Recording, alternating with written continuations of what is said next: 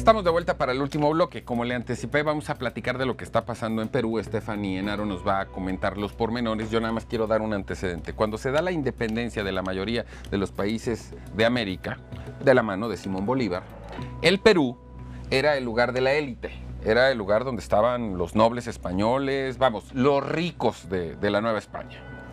Un caso muy concreto que lo demuestra es que cuando uno ve, por ejemplo, la arquitectura de las capitales latinoamericanas, en el único lugar donde todavía persisten estos grandes palacios coloniales es en el Perú.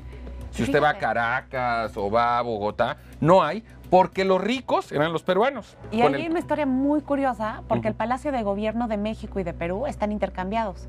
Se equivocaron con los planos en los barcos y el que tenemos aquí estaba diseñado para Perú y el de allá es el que estaba diseñado para México. El asunto es que esto generó que durante muchos años en Perú gobernara una oligarquía de los hombres del dinero. Y de unos años para acá esto se rompió. Independientemente de los valores económicos y de las quiebras, hay un debate ideológico político que da pie a lo que está pasando ahorita. Exacto. Y llegamos a un punto donde Perú tiene dos presidentes. Primero porque el presidente Martín Vizcarra está pasando, es una locura por todo el mundo.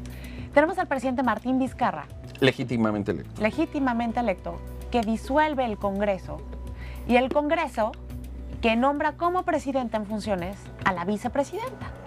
Y lo que estamos viendo aquí es una confrontación de élites, es el regreso del fujimorismo y algo que no debemos de perder de vista porque en México podría suceder. ¿Qué llevó a esta circunstancia y quién representa a quién? Vizcarra, ¿qué sector representa? ¿El Congreso a quién representa? ¿Y qué llevó a esta situación? Vizcarra representa al poder económico y al poder militar. A esa vieja oligarquía. A esa vieja oligarquía y al poder militar. Este autogolpe de Estado lo dio apoyado por los militares. Mientras que el Congreso representa a esa vieja oligarquía. Y además, cuando se da esto de la disolución de poderes, mucha gente salió a la calle para apoyar al presidente Martín Vizcarra, pero nadie salió a la calle para apoyar al Congreso. Porque tenemos que el Congreso es la institución más desacreditada ante la opinión popular por casos de corrupción. Entonces tenemos el caso de un poder legislativo sin pueblo, que lo hace caduco. Y esta disolución de poderes no se veía en Perú desde 1992, en que Fujimori lo hizo, apoyado por los militares. Entonces aquí tenemos un factor. Los militares siguen siendo parte importante del poder, no solo en Perú, también en América Latina. ¿Y jurídicamente quién tiene la razón? ¿Vizcarra o el Congreso? Jurídicamente, quien tiene la razón es el Congreso. El Congreso dice, el presidente no puede seguir en funciones por actos de dudosa credibilidad. Y no puede disolver la Asamblea. Y no puede disolver la Asamblea. Pero el presidente se extralimita y lo hace. Y aquí hay que tomar en consideración que la mayoría del Congreso es fujimorista. Entonces vemos el regreso del fujimorismo y también el regreso a los militares. Tenemos el caso de Brasil.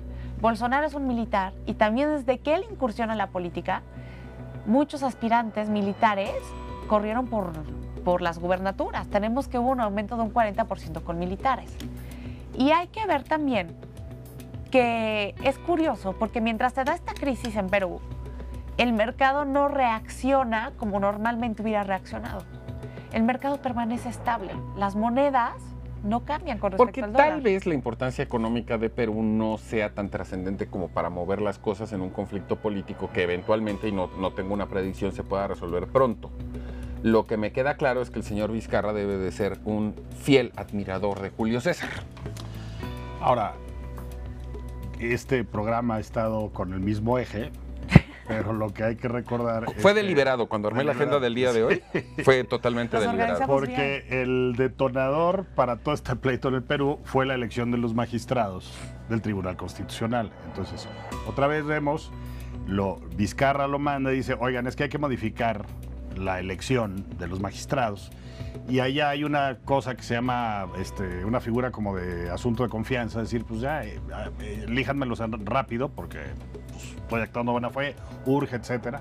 Y entonces ahí es donde el Congreso dice, no, a ver, espérame, vamos a elegir a este, se enoja, viene la disolución del Congreso, los otros le dicen, no, a ver, tú no tienes capacidad moral, y nombran a la vicepresidenta, o sea, pero otra vez volvemos a ver estos pleitos enormes que pueden hundir a un país. Por manipular la ley y por tratarse de apoderar a capricho de instituciones. O sea, por eso no es tanto el asunto de que yo sea antioficialista. No soy oficialista, no me cae bien el presidente, pero yo soy... Pero tampoco eres anarco. No, al contrario. No tienes facha. No, pero el tema es que tienes que respetar las normas y al llevarlas al límite te lleva a ponerte, sino a poner al país en un riesgo innecesario. El punto es que lo que estamos viendo en Perú procede de una manipulación de las leyes para intervenir las instituciones a través del poder. Lo que estamos viendo ahorita es un pleito de instituciones. Esto puede terminar, porque no lo sé, en el Perú, en una revuelta social en que se llegue a las armas. ¿Pudiera? En este momento... ¿O no. la presencia del ejército lo contiene? Yo creo que la presencia del ejército lo contiene, pero Jean-Paul dijo algo muy interesante. Todo esto está pasando... Casi siempre dice cosas muy interesantes. Pero hoy más que nunca hoy vienes brillante, Jean-Paul. Ay, muchas gracias.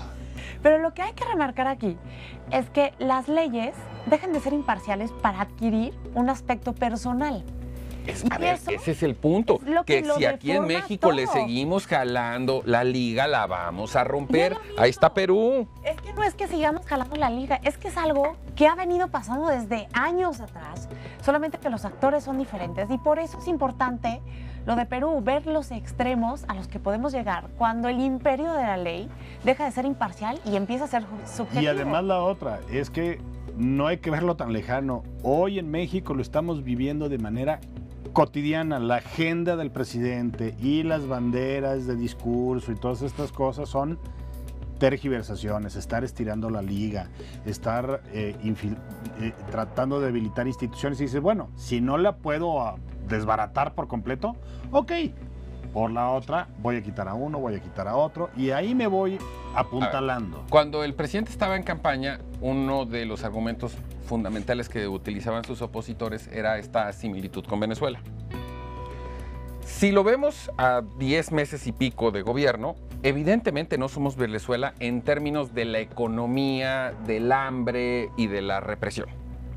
Pero aquí se han propuesto leyes que ni en Venezuela existen, que le dan al Poder Ejecutivo un poder de terrorismo fiscal y de represión social que ni en Venezuela las tienen.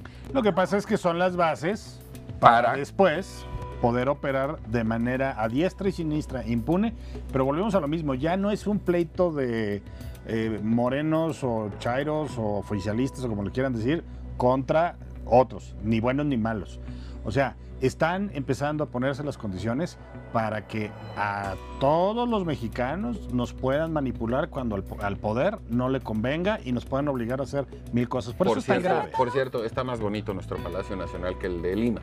Qué bueno que se confundieron. ¿Sabe qué? Sobre todo yo creo que este es un asunto de soberbia nacional. El mexicano ve al resto de Latinoamérica para abajo. Dice, lo que está pasando allá, no nos acá, pasa. Nunca nos va a pasar. Cuando Está empezó a muy salir lejos. todo este tipo de mercadotecnia de aguas, México puede acabar como Venezuela. No, México no es Venezuela. Nuestras instituciones son lo suficientemente fuertes. Yo digo que si nos quedamos dormidos, no va a haber cosa que impida que lleguemos a ese el punto. principal dinamitero de las instituciones es el presidente. Él es el que diario las está Pero pegue y pegue, y eso es lo complicado. Él está diario en su lucha. ¿Cuántos de nosotros estamos diario defendiendo nuestro Estado de Derecho y defendiendo nuestra libertad de expresión? Todos los días, de 4 a 5 de la tarde, aquí. En Zona Pública, por Efecto Televisión. Qué buen No, comercial. pero además, a ver, y la otra es que yo la verdad es que al presidente hay que ubicarlo, decir, oye, ya no tienes lucha.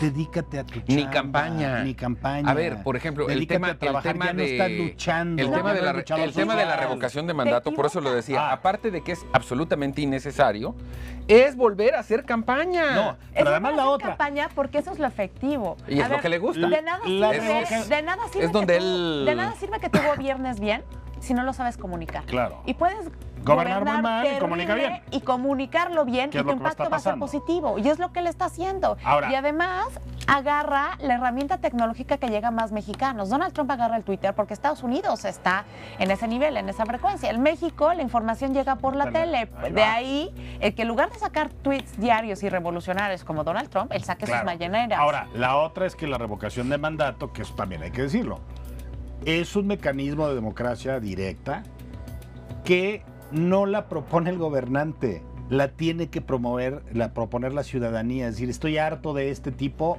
vamos con todos. Sí, Jean estos Paul, a promover. en casos de excepción. Pero, ¿cómo cuando vamos de a llegar plano ahí el gobernante cuando la es población muy promedio malo. tiene Pero por para qué eso preocuparse por qué existe y por comer? eso está diseñado así. Lo que está Pero proponiendo el si lo presidente es una estableces, locura. si lo es solo estableces para de él, manera su- periódica y obligatoria, entonces los gobiernos no duran 6, duran 3 años. Exacto. Y entonces el presidente no va a gobernar, va a estar en campaña.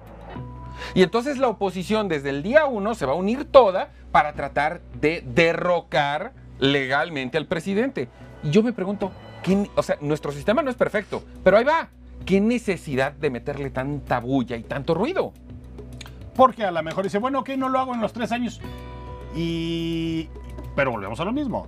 Va con la corte, va con los cambios, etcétera. Es decir, bueno, y si entonces mejor le intentamos otra cosita, que me digan, oye, sí, en lugar de revocarme, oye, ¿te gustaría que me quedara? Y aparte, hay que poner al presidente en el contexto. A ver, nos puede caer bien o no, pero tenemos que reconocer que es uno de los políticos más inteligentes de los No, tiempos eso no actuales. está en tela de No, no, juicio. Y es un No, gran no. estratega, y lo que él está haciendo es preparar el terreno De campaña. de campaña para la siguiente elección. Bueno, ya me hicieron la seña, nos vamos. Yo pensé que como era viernes íbamos a terminar con buenas noticias, un poco más relajado. No, la verdad es que no. Entonces, pues les deseo que pasen un magnífico fin de semana. Pues yo sé que los americanistas están preocupados porque juegan con Cruz Azul, ¿no? ¿No? Van a empatar. Van a empatar. Van a empatar. De cualquier manera, nosotros tres le queremos desear que pase un magnífico fin de semana. Jean Paul, muchísimas gracias. Muchas gracias, Guillermo. Stephanie, muchísimas A gracias. ti. Inténtelo, intente pasar un buen fin de semana a pesar de todo lo que le hemos platicado y explicado esta tarde. Sonreír. Nos es vemos gratis. el lunes, 4 de la tarde. Vital y fatal.